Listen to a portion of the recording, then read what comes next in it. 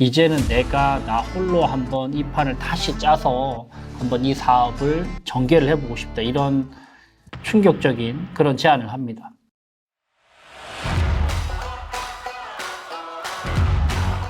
비상장 주식을 공부합시다. 주주스쿨의 류지연 변호사입니다.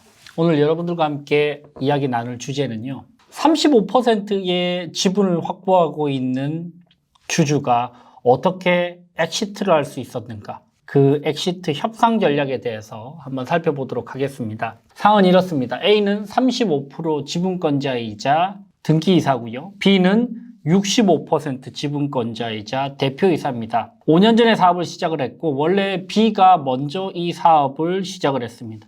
둘의 관계는 친했던 형동생의 관계고요. B가 이 사업을 먼저 시작을 하면서 업력을 쌓아나가기 시작했고 근데 이 B만으로는 뭔가 확장이나 아니면 전략을 세우기가 좀 부족하다고 판단을 해서 평소 친하게 지냈던 A에게 함께 사업을 하자고 권유를 했습니다. 그렇게 해서 A는 이후에 이 회사의 등기이사로 들어오게 됐고요. 지분을 생각보다 많이 줬습니다. A와 B는 관계가 아주 좋았기 때문에 B가 A에게 지분을 35% 정도의 지분을 줬습니다. 그래서 A는 본인이 입사하자마자 35%의 지분을 확보를 하고 그리고 COO의 지위에서 사업 운영 전반적인 부분 그리고 이 사람이 특히 숫자나 마케팅이나 이런 부분들에 밝은 분이었기 때문에 사실 활용 가치는 충분히 했고 전략적으로도 도움이 되는 사람이었고요.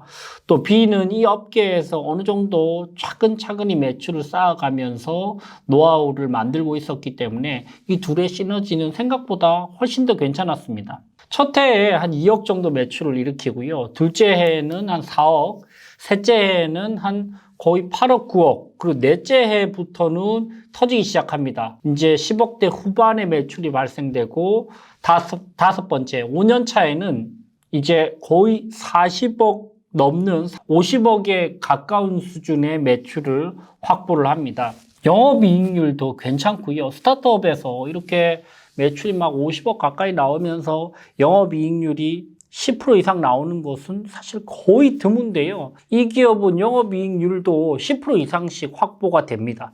안정적으로 조금씩 사업을 차곡차곡 기본에 충실하면서 본인들의 제품에 대한 신뢰를 소비자들로부터 확보하고 그러면서 이제 매출도 점점 터지게 되고요. 그리고 비즈니스 구조를 잘 만들어서 아웃소싱 할 건 전략적으로 아웃소싱하고 그러면서 비용을 고정비를 줄이면서 영업이익률도 10% 이상씩 확보를 하는 상황입니다. 근데 한 4년 차부터 매출이 터지기 시작하면서 양쪽 A, B 간의 커뮤니케이션적인 어떤 단절, 불협화음이 생기기 시작합니다. 사실 이제 B 같은 경우에는 65% 지분권자이고 대표이사이고 사실 본인이 이제 창업자다 보니까 본인의 에고가 이제 굉장히 센 유형이고요. A는 그 이후에 들어와서 사업을 하면서 사실 보조자적인 역할을 했지만 지분도 이제 꽤 많이 35%면 꽤 많은 지분이지 않습니까? 그 35% 확보를 하고 또 조직 내부적인 신뢰를 이제 얻으면서 이 A의 영향력도 점점 커지게 되니 양쪽이 이제 부딪히기 시작합니다. 사사건건 작은 것부터 부딪히기 시작해요. 지금 이 시점에서 매출을 늘려야 되냐 아니면 영업이익 확보를 하기 위해서 쓸데없는 마케팅 비용이나 고정비를 줄여야 되느냐 여기도 부딪히고요. 투자를 받아야 되냐 아니면 따박따박 우리가 착실하게 성장을 할 것이냐 이것도 이제 부딪히고요. 추가적으로 고용을 할 것이냐 채용을 할 것이냐 아니면 여기서 우리가 완전히 린하게 가서 조금 더 생존 전략으로 가야 된다. 지금 시장이 좋지 않다. 이런 부분도 부딪히고요. 급기야 B는 A의 존재가 아주 불편하게 되었고요. A도 그러지 않았는데 정말 한마음으로 함께 사업을 했는데 이제는 B를 대하는 게 이제 버겁기 시작합니다. 이때 먼저 B가 고민을 하다가 A에게 말을 꺼냅니다. 회사가 그래도 덕분에 어느 정도까지 궤도로까지 올라왔고 성장을 했는데 지금 매출 50억 수준, 영업이익도 10%가 넘는 이 상황에서 우리가 뭔가 다른 전략을 펼쳐야 될 것 같은데 또 다른 게임을 하기 위해서는 다른 그런 세팅이 좀 필요할 것 같다. A가 이때까지 해준 기여도에 대해서 충분히 고맙지만 이제는 내가 나 홀로 한번 이 판을 다시 짜서 한번 이 사업을 전개를 해보고 싶다. 이런 충격적인 그런 제안을 합니다. A 입장에서는 사실 생각지도 못했던 그런 이야기였어요. 사실 지난 한 4, 5년 동안 이 회사를 위해서 너무나 열심히 일을 해왔고요. 그리고 이 회사가 거의 전부라고 생각을 해왔는데 B가 이제 그런 이야기를 툭 던집니다. 물론 이제 서로가 불편한 부분이 있었지만 이게 이렇게까지 전개될 것이라고는 상상 못했죠. 그 상황에서 A도 여러 가지 고민들을 하는데 사실 A 입장에서도 내가 그냥 지분을 일반적으로 뺏기는 것도 아니고 만약에 여러 가지 조건들이 다 맞으면 내가 이 지분을 적절한 금액으로만 만약에 양도를 할 수 있다면 이것도 나쁘지 않은 옵션 중에 한 개겠다라고 본인은 생각을 하게 되었습니다. 물론 시간이 조금 걸렸지만요. 그리고 A와 B가 협상을 시작합니다.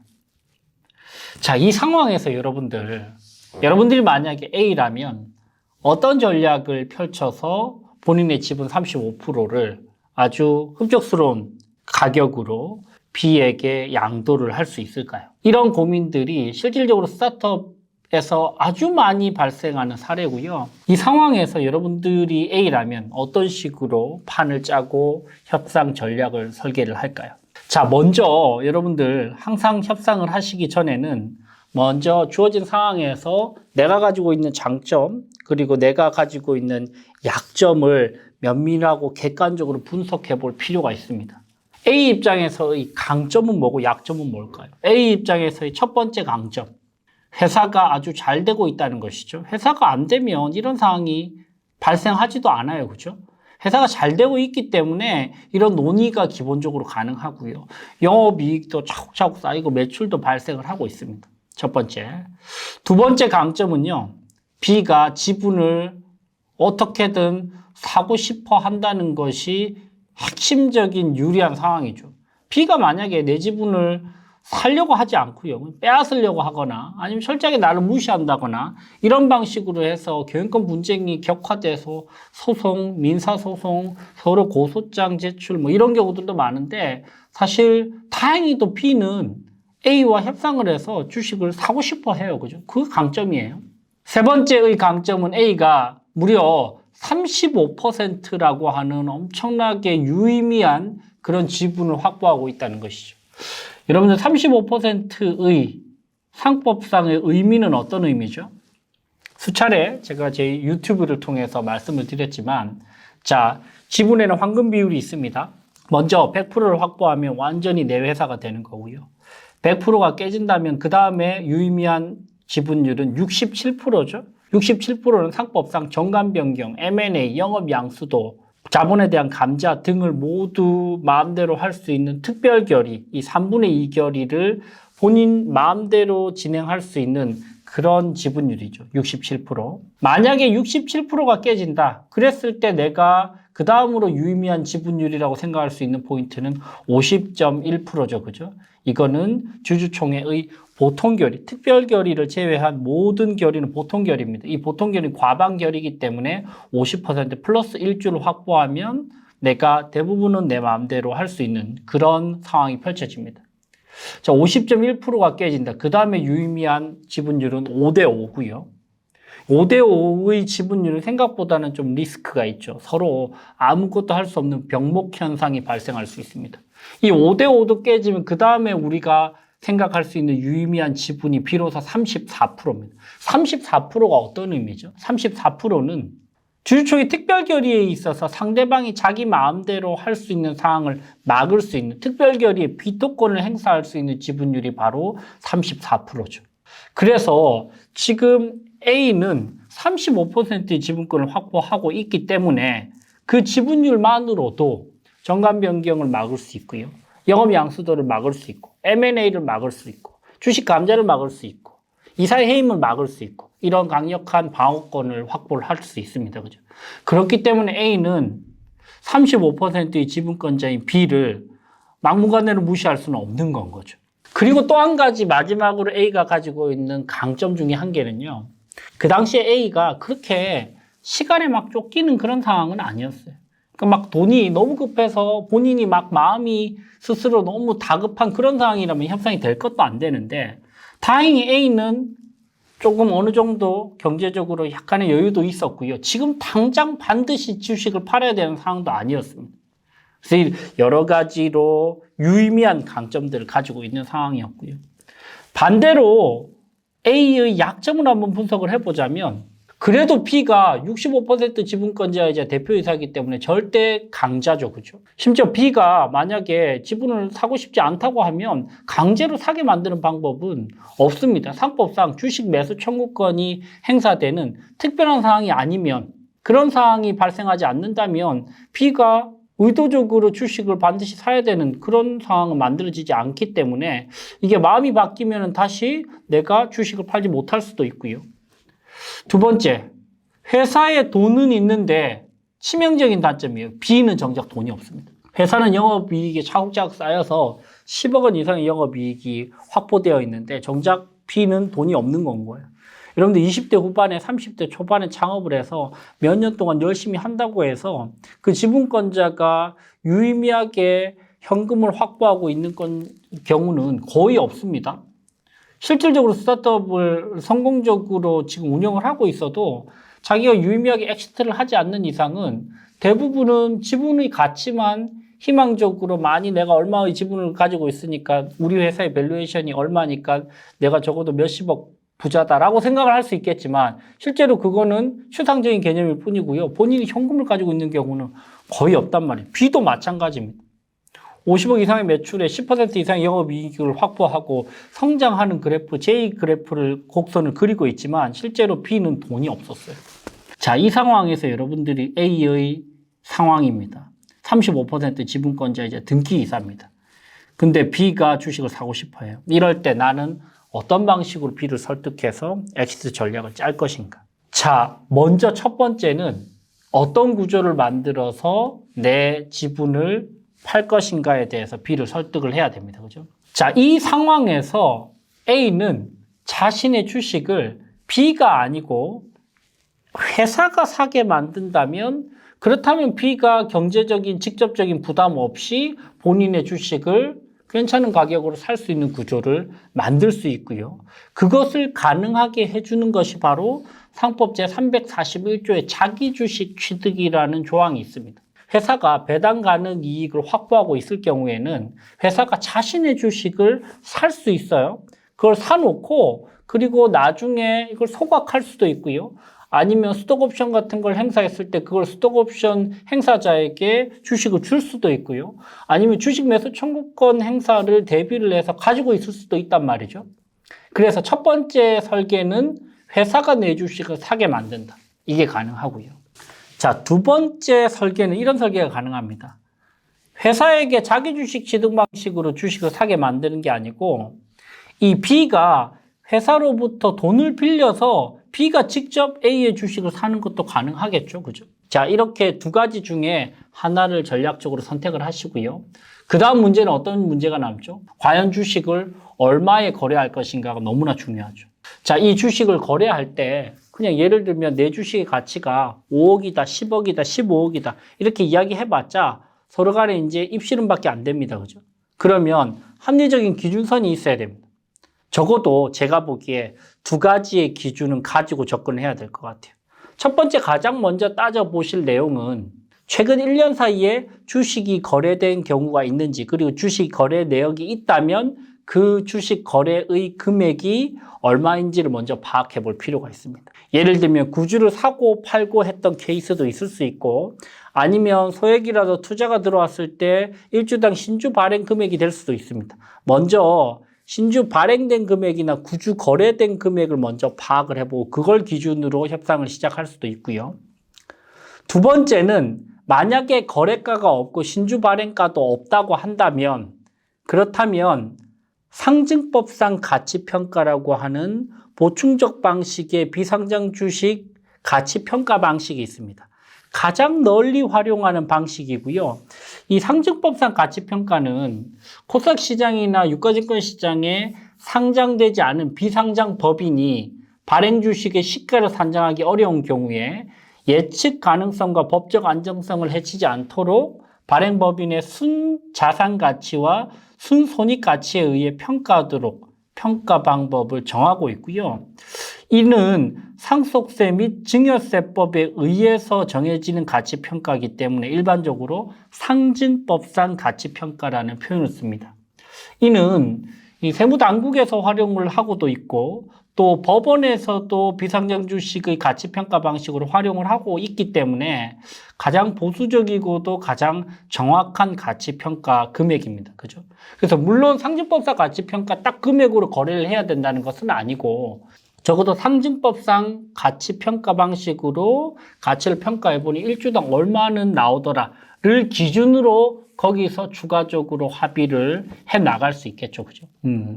상증법상 가치평가 금액이 딱 나와도 예를 들면 몇 년도에 상증법상 가치평가가 몇 년도 기준으로 얼마다라고 나와도 거기서도 여러분들 얼마든지 금액은 추가적으로 조율이 가능합니다. 예를 들면 작년 재무제표 기준으로 A라는 금액이 나왔는데 지금의 매출이 올라가는 추세로 따지면 이거는 A가 아니고 B여야 된다. 주장도 가능하고요. 아니면 최근 3년의 재무제표를 따져봤더니 매출이 점점 줄어들고 있으니까 이 추세로 간다면 A가 아니고 C여야 된다. 이것도 가능하기 때문에 상증법상 가치평가를 기준으로 우리가 최종 합의 금액을 정할 필요가 있다는 것이죠. 자, 이렇게까지 거래 구조를 설계를 먼저 첫 번째로 하고요.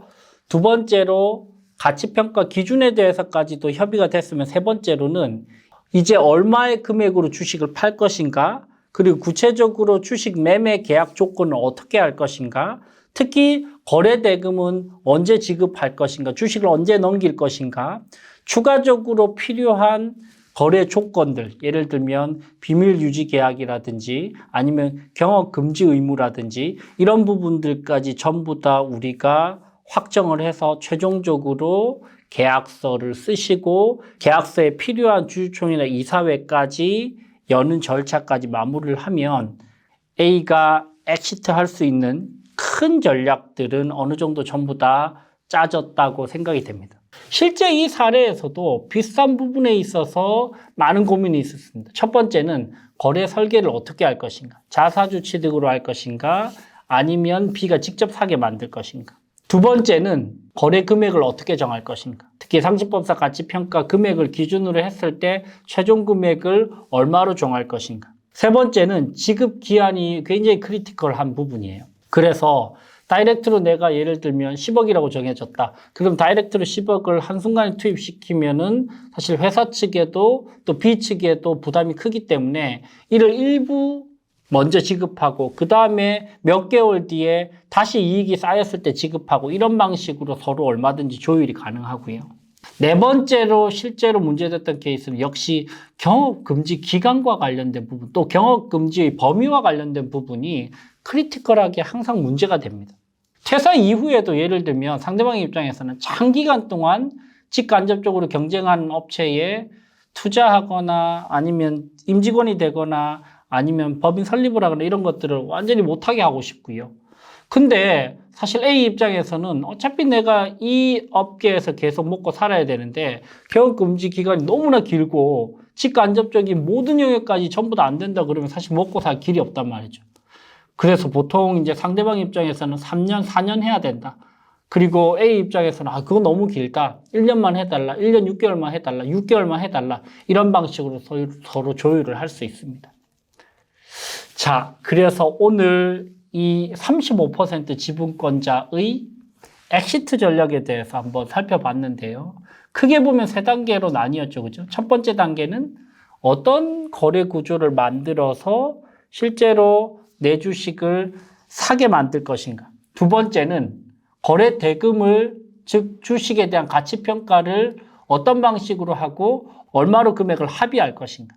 세 번째는 마지막으로 구체적인 거래 조건들을 어떻게 전부 다, 세 번째로 마지막으로 구체적인 거래 조건들을 어떻게 최종 합의에 이를 것인가. 그래서 주식 매매 계약서도 체결하고 비밀유지 계약서 그리고 경업금지 서약서 이런 부분들을 어떻게 최종적으로 협의를 해서 도장까지 찍을 것인가. 그리고 이에 필요한 주주총회나 이사회 등과 같은 법적 절차를 어떻게 깔끔하게 마무리할 것인가. 가지를 여러분들께서 생각을 해보시면 되겠습니다. 자, 오늘 여러분들과 함께 나눈 35% 지분권자의 엑시트 전략에 대해서 한번 정리를 해봤고요. 여러분들도 이런 비슷한 고민을 하시는 분들께는 도움이 되리라고 생각됩니다. 여러분들 도움이 되셨다면 구독, 좋아요 부탁드리겠습니다. 지금까지 류지연 변호사였습니다. 감사합니다. 스타트업과 비상장 주식을 공부하는 최선의 솔루션, 류지연의 주주스쿨.